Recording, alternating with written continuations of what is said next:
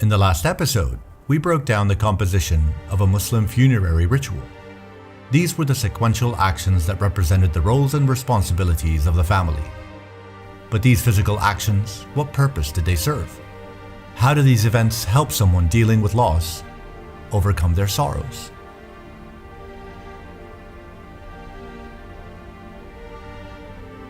Achieving a physical disconnection.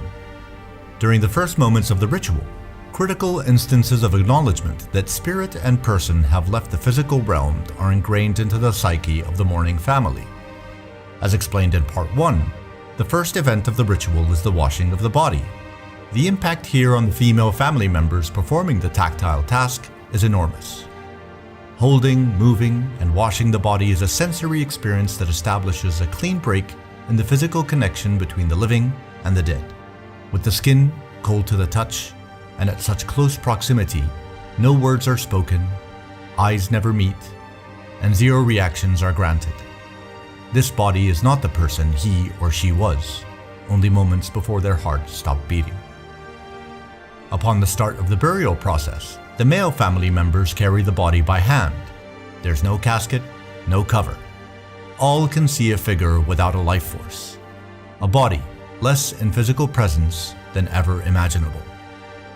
It is said that a corpse weighs marginally less than the same living body. But when seeing the corpse during the burial, it seems that death has taken much more away. Healing together. Soon after a loss, the family structure binds together, forming a resolute unit. The ritual doesn't allow for one to be isolated within their loneliness and pain. Family and friends are ever present. Grieving alone during these 72 hours is not an option, as the support system attempts to keep you in a state of balance. Empathy and sympathy reign supreme. If one is emotional and troubled, they will soon be supported by other family members who are handling the situation in a more controlled manner. Societal recognition. The support of others during the funeral is not limited to those of blood relation or empathetic friendships. No. During the mourning period, all elements of society join in to remind the mourners that their grief is acknowledged. Acquaintances, colleagues, officials, and others share their time and energy with the mourning families to offer benedictions for the deceased, as well as partake in the remembrance of the lost life and the impact it had on society, be it big or small.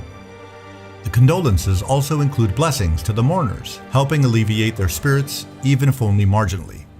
Physical exhaustion as relief. As people mourn, their thoughts and emotions of grief could run rampant on their health if not checked by some counter-reaction. They struggle to maintain their energy through routine rest. Physical recovery is vital for mental and emotional strength. Due to the bodily efforts made on the first and every subsequent day of the funeral, the mourners end up exhausted, and sleep is not a decision left to their own choices, but one that is automatic. Sleep and rest dominate to help prepare for the next day of emotional roller coasters. Time changes everything.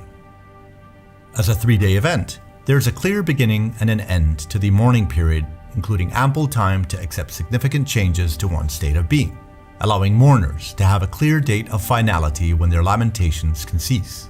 During this extended period, mourners are exposed to family around them, who are not as impacted or emotionally triggered. Somberness is replaced by seriousness, and followed by small moments of normalcy, and even less, humor. Life is happening around those mourning. As if it's a practice, slowly transitioning a mourner from the moment of loss to the banal demands of everyday existence.